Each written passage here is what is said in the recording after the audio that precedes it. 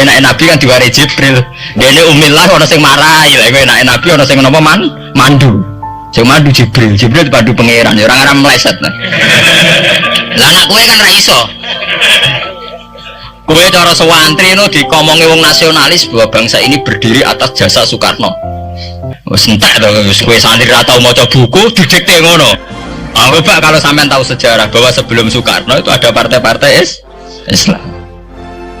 Saya bukan ujuk-ujuk sampean anti Soekarnoisme, tidak apa-apa. Kita tetap menghormati Pak Karno, tapi jangan direduksi hanya milik 1-2 kelompok. Kita fair, itu penting ya. Artinya satu modal intelektual itu penting karena untuk merunut itu. Ya itu sama seperti yang dialami sekarang gitu. Orang yang pro Megawati itu begitu mendewakan Soekarno, seakan-akan Indonesia itu dimulai dari Bung Karno, sampai ada HAM Soekarnoisme. Bahwa Indonesia itu seakan-akan dimulai dari Soekarno. Memang deklarator kemerdekaan Indonesia itu Soekarno.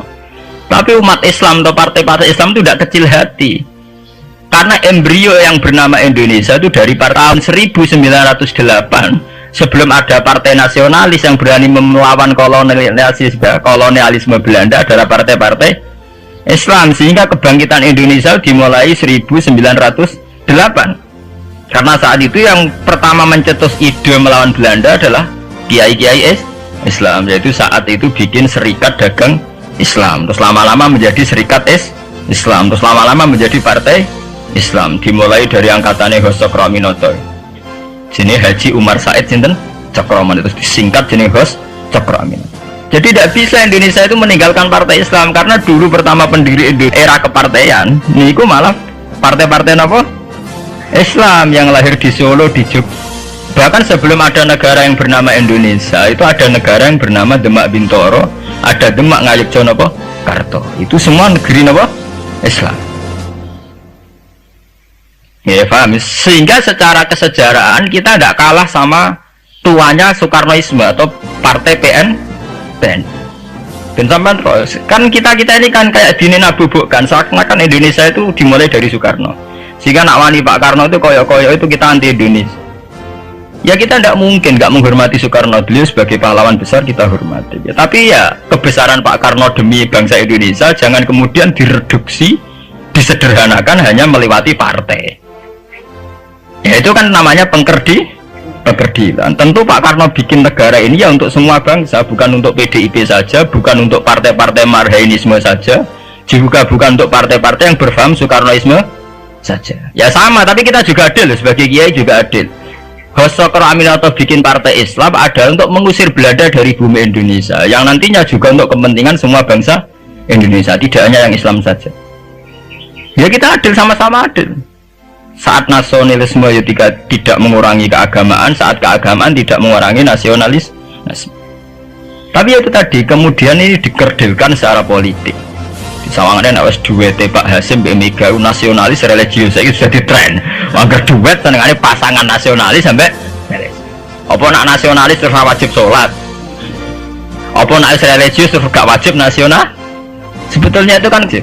Apa kan orang Indonesia itu wajib sholat hanya karena atas nama nasionalis? Apa nak guys kiai itu wajib bayar pajak? Itu kan pengkerdilan, proses pembohongan ya. Pembohongan secara publik. Itu dibodokno, sedurunge bodoh, itu kan itu kan repot. Namanya sedurunge bodoh dibodokno gini apa? Nurut. Makanya kalau seneng ya, kayak kemarin Hari Kebangkitan Nasional itu seneng kalau diungkap terus di TV bahwa kebangkitan Indonesia dimulai dari 1908. Pentingnya bahwa orang-orang yang sok Soekarnoisme biar tidak mereduksi Pak Karno hanya milik mereka sendiri, karena bangsa ini berdiri semenjak 1908. Dimulai dari gerakan Budi Utomo sampai Hos Cokroaminoto sampai macam-macam ya, serikat-serikat Islam. Tapi ini terungkap sausé tukaran. Jadi sebetulnya Presiden Gus Dur dari Presiden Yasa karena Basim Asari berjuang sebelum tahun 45. Megawati Yasa. Ya karena beliau berjuang lewat bapaknya, ya sama semuanya sah. Pak SBY juga sah. Karena keluarga militer. Apa meneh dekne mantune Sarwoedi sing ra roh sapa? Perjuangannya mertuane. Gak iso adol bapak ya adol mertuane. Pokoke sing dikena didol pokoke. Tapi artinya sama, kita secara sejarah itu sama. Kita sebagai santri juga tidak kalah sejarah. Karena berdirinya nasional udah lewat para kiai itu takono sejarawan manapun kayak profesor siapa di UI, siapa saja profesor-profesor sejarah bilang bahwa awal kebangkitan Indonesia itu dari partai-partai Islam. Bahkan versi orang nasionalis sekalipun tuh bilang karena Islam adalah satu agama yang paling sensitif terhadap penjajahan. Karena Islam melahirkan satu paham jihad bahwa ketika ada kolonial Belanda, wong Islam terinspirasi harus jihad. Sehingga lahir partai-partai Islam. Dulu yang dilawan itu perdagangan. Ini kalau cerita sejarah, santri-santri sadar. Jadi santri salaf dengan model sekarang sing raro duit, raro dagang itu sebetulnya mengkhianati pendiri santri. Lu buat ini kalau fair, sing gak seneng dagang, gak seneng mergawe itu mengkhianati pendiri pesantren. Sampai lihat sejarah, tahun 1908 itu namanya tidak SI, tidak Serikat Islam, tapi Serikat Dagang Islam. Karena para kiai adalah melawan dominasi Cina di Surakarta dan dominasi Belanda menguasai sentra-sentra perdagangan. Sehingga yang dilawan pertama adalah piye supaya kolonial gak menguasai aset-aset ekonomi. Sama tak kok sejarah, cek versi kiai, cek versi buku, asal gak versi klenek. Itu pertama yang dilawan para ulama adalah penguasaan aset ekonomi oleh Cina dan Belanda, sehingga mereka bikin Serikat Dagang Islam. Tapi saat ini mboten, santri paling ikhlas nak dunia wae Cina wae wong kafir.